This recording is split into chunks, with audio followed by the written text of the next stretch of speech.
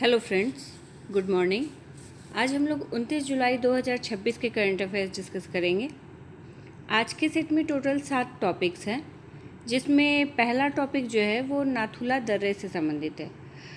तो भारत और चीन 1 अगस्त 2026 से पूर्वी सिक्किम के नाथुला दर्रे के जरिए सीमा व्यापार को फिर से शुरू करने जा रहे हैं।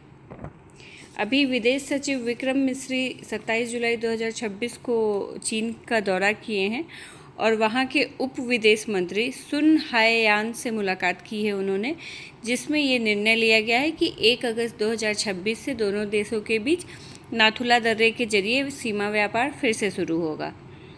नाथुला दर्रा जो है ये पूर्वी सिक्किम में भारत चीन सीमा पर स्थित एक पहाड़ी दर्रा है और ऐतिहासिक सिल्क रूट से भी ये जुड़ा हुआ है।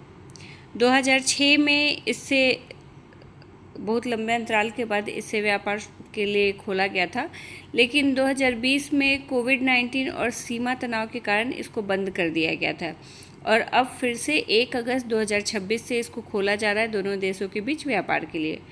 नाथुला दर्रा के अलावा एक और दर्रा है जिसके जरिए भारत और चीन के बीच व्यापार होता है। वो कौन सा है? तो लिपुलेख दर्रा, उत्तराखंड का लिपुलेख दर्रा। ये भी 2020 से निलंबित है, इससे अभी व्यापार नहीं हो रहा है, लेकिन पहले इससे भी व्यापार होता था दोनों देशों के बीच।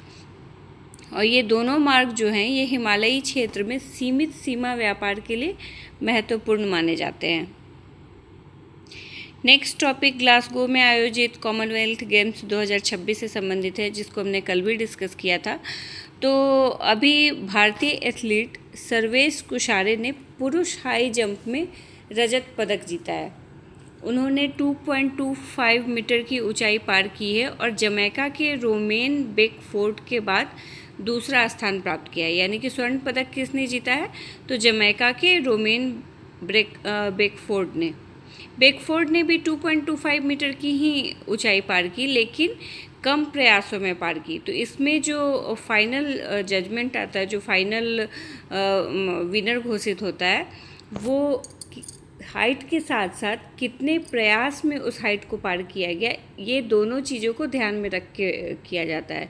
तो बेकफोर्ड जो हैं वो भी उतनी ही ऊंचाई पार की है, लेकिन कम प्रयास में पार किए, इसलिए वो फर्स्ट विनर रहे और सेकंड नंबर पे आए हमारे एथलीट सर्वेश कुशारे।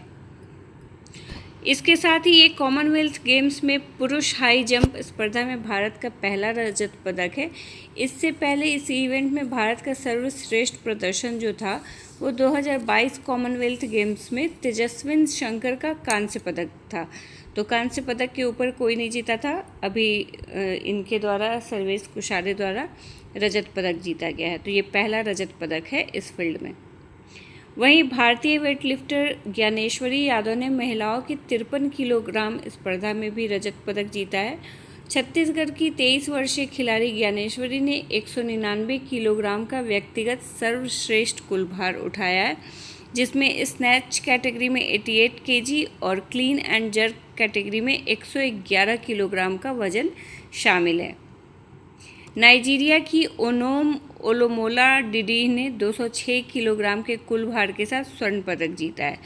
तो 53 किलोग्राम स्पर्धा में स्वर्ण पदक किसने जीता है? तो नाइजीरिया की ओनोम ओलोमोला डिडी। अब महिला 53 किलोग्राम वर्ग जो अंतर्राष्ट्रीय वेट लिफ्टिंग होता है, इसको ये मत समझ लीजिएगा कि 53 किलोग्राम का वजन उठाना होता है। इसका मतलब एक बॉडी वेट श्रेणी होता है जिसमें खिलाड़ी का वजन 53 किलोग्राम से ज़्यादा नहीं होना चाहिए और उसके द्वारा जो वज़न उठाया जाता है वो अलग है। जैसे ज्ञानेश्वरी को यादव द्वारा 199 किलोग्राम का वजन उठाया गया और ओनोम ओलोमोला द्वारा 206 किलोग्राम। तो इन दोनों का जो अपना वेट है वो 53 किलोग्राम से ज़्यादा नहीं होना चाहिए। महिलाओं की 53 किलोग्राम कैटेगरी मतलब वो उन महिलाओं का वज़न 53 किलोग्राम से ज़्यादा नहीं होना चाहिए और उनके द्वारा जो ज़्यादा वज़न उठाया जाता है वो विनर घोषित होती है।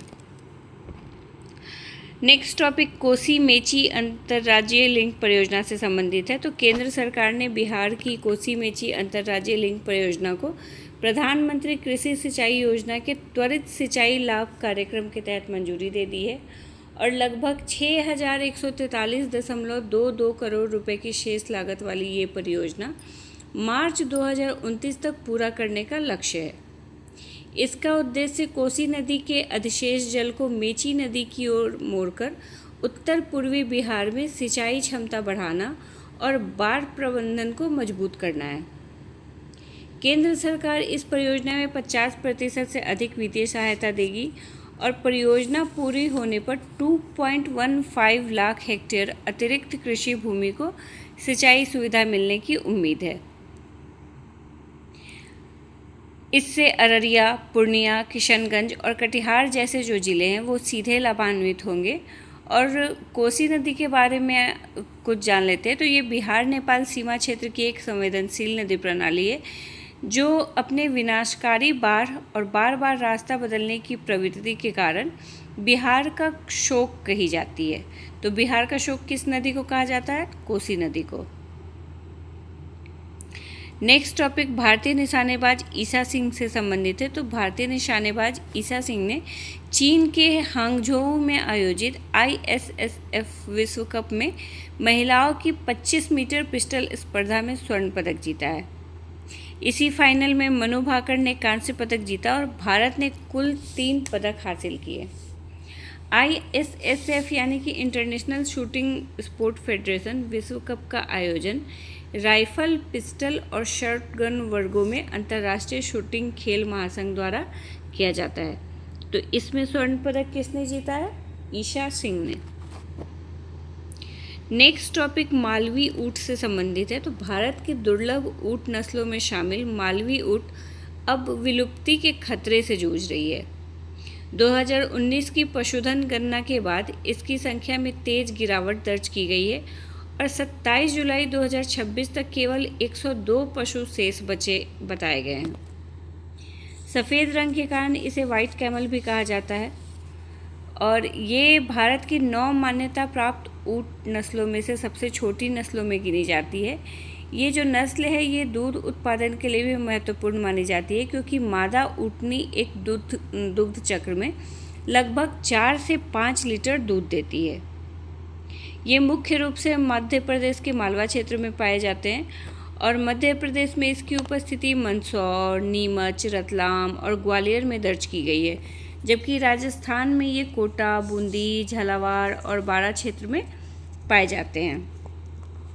मालवी ऊँट के संरक्षण के लिए राष्ट्रीय ऊँट अनुसंधान केंद्र ने वैज्ञानिक प्रजनन कार्यक्रम भी शुरू किया है।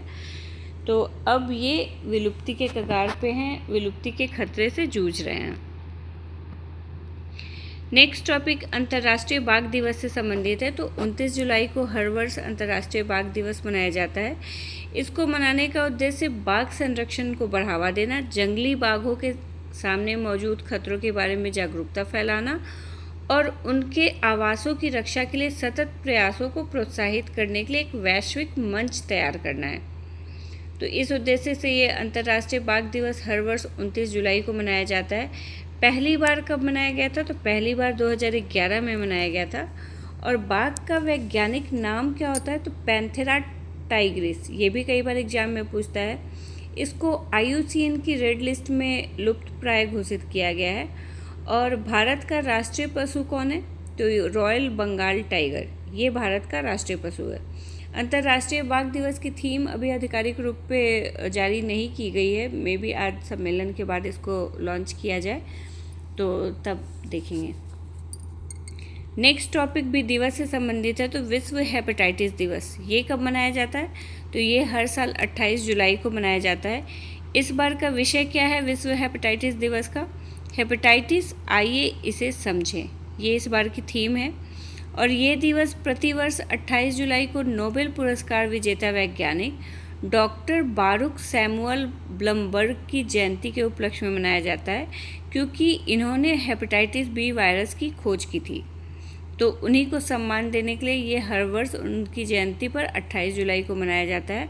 और WHO के नेतृत्व में ये अभियान सरकारों, स्वास्थ्य सेवा प्रदाताओं और समुदायों को परीक्षण, टीकाकरण तथा रोकथाम सेवाओं तक पहुंच में सुधार को प्रोत्साहित करने के लिए मनाया जाता है। तो ये विश्व हेपेटाइटिस दिवस से संबंधित था। ये हमारे आज के टॉपिक्स थे। मिलते हैं नेक्स्ट डे। अगर आपको इससे रिलेटेड PDF डाउनलोड करना हो तो आप ओनली BPSC की साइट या ओनली पीपीएससी के ऐप के थ्रू डाउनलोड कर सकते हैं। और अगर आपको वीडियो यूजफुल लगे, पसंद आए, तो प्लीज़ वीडियो को लाइक, शेयर और सब्सक्राइब ज़रूर कीजिएगा। Thank you.